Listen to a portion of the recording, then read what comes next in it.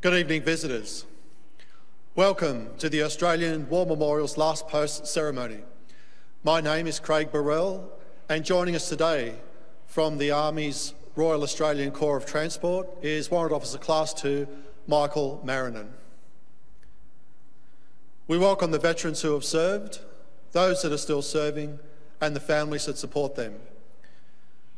We acknowledge the members of RSL and Services Clubs Association, RSL Victoria and RSL Queensland who are watching the broadcast of this ceremony across Australia. During the ceremony, wreaths will be laid at the base of the pool of reflection by visitors and students on behalf of the Australian Islamic College of Sydney, New South Wales. Please stand and join in singing the National Anthem.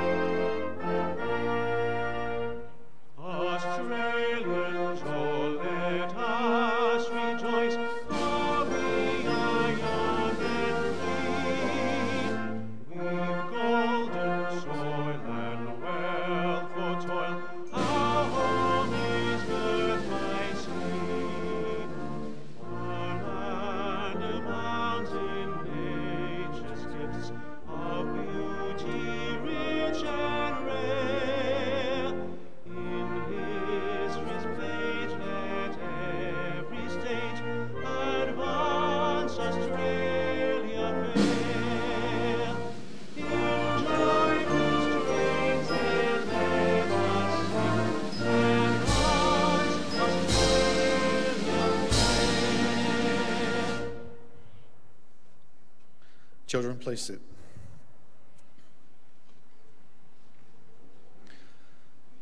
The Australian War Memorial was the vision of Charles Bean, Australia's First World War official historian. Bean landed with the Australian troops on Gallipoli and stayed with them at the front through to the end of the war. The idea of this national memorial and museum came to him at Pozières, France, in the depths of the bloody fighting of 1916. Bean's idea was that this would be a place where families and friends could mourn their loved ones buried in faraway places. It would also be a place that could help all Australians understand what these men and women had endured and what they had done for us. Bean's vision, to which we remain true, is best expressed as inscribed in the entrance to the memorial's galleries. Here is their spirit in the heart of the land they loved, and here we guard the record which they themselves made.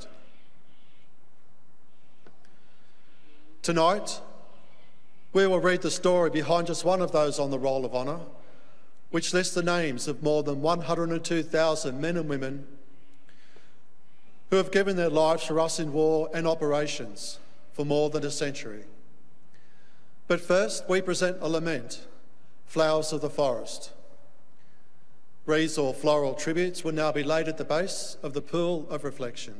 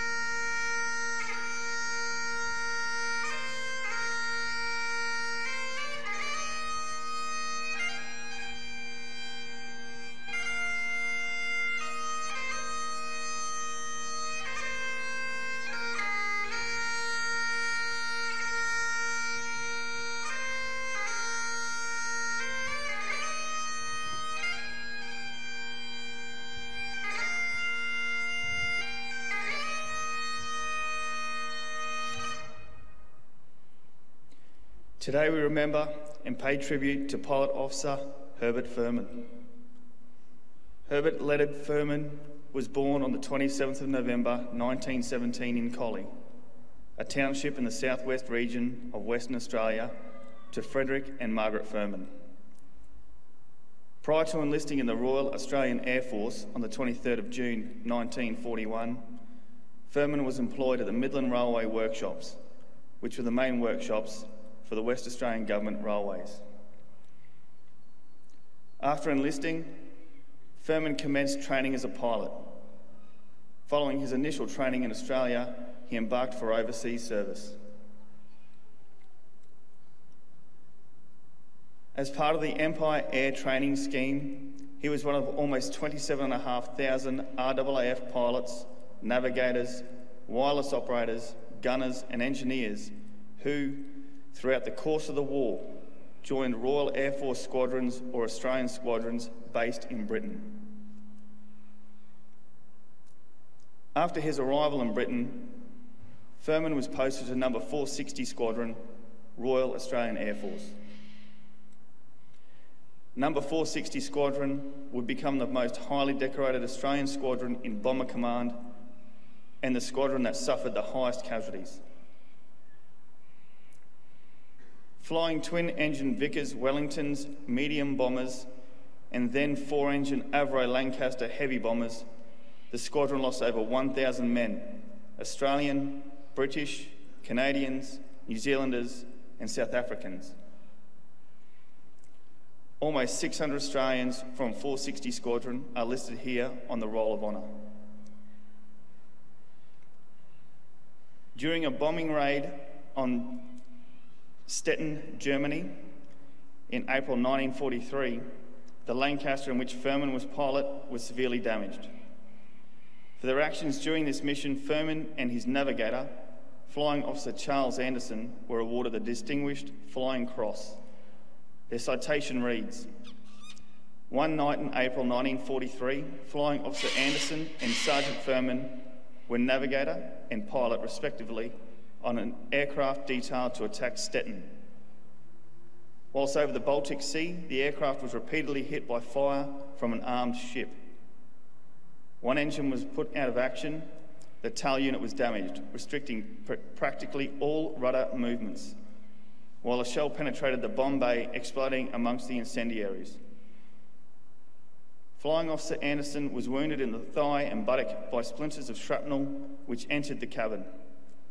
The situation was perilous, but Sergeant Furman decided to attempt to fly the damaged bomber home. Displaying superb airmanship and great endurance, he eventually accomplished his purpose, flying the damaged bomber to an airfield in this country where he effected a masterly landing before collapsing at the controls. During the return flight, Flying Officer Anderson, despite his injuries, refused to leave his post and continued his navigational duties, rendering great assistance to his pilot. Both these members of the crew displayed exceptional courage, skill, and fortitude in the face of a trying ordeal.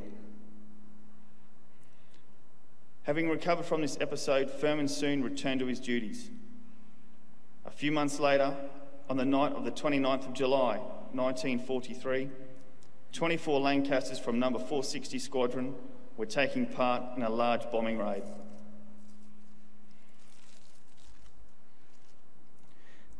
The raid was part of bombing offensive known as Operation Gomorrah by the Royal Air Force and United States Army Air Force, targeting the German city of Hamburg.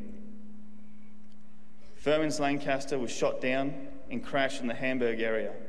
All 7 of Furman's crewmates, fellow Australians Flying Officer Anderson, Pilot Officer Stuart Scott, and Flight Sergeants Arthur Glidden and Thomas Bent, and British crewmates Sergeant Donald Woods and John Doyle were killed. Herbert Furman was 25 years old. Having no known grave, Furman is commemorated upon the Air Force's memorial overlooking the River Thames, the Runnymede Memorial, which lists missing British and Commonwealth airmen. His name is listed on the Roll of Honour to my left, among some 40,000 Australians who died while serving in the Second World War. His photograph is displayed today beside the pool of reflection, and you can see him standing second from the right. This is but one of many stories of service and sacrifice told here at the Australian War Memorial. We now remember Pilot Officer Herbert Furman, who gave his life for us, for our freedom, and in the hope of a better world.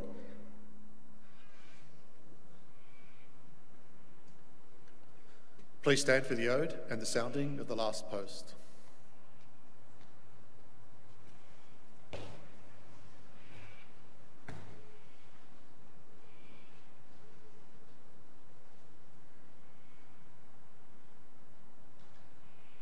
They shall grow not old, as we that are left grow old. Age shall not weary them, nor the years condemn. At the going down of the sun, and in the morning, we will remember them.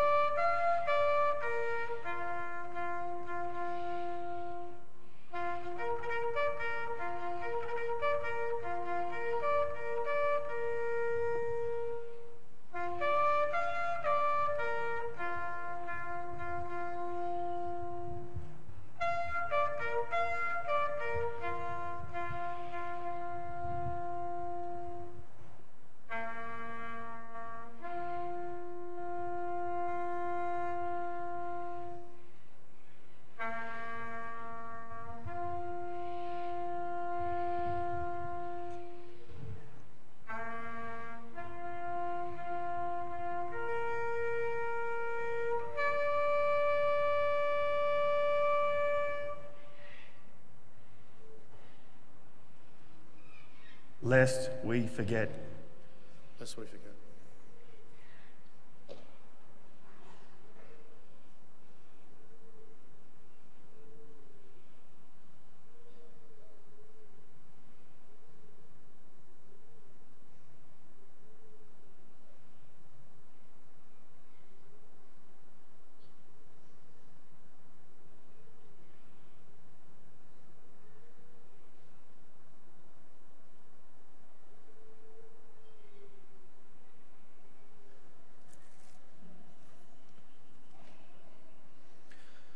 We leave you this evening with the words of the memorial's founder, Charles Bean.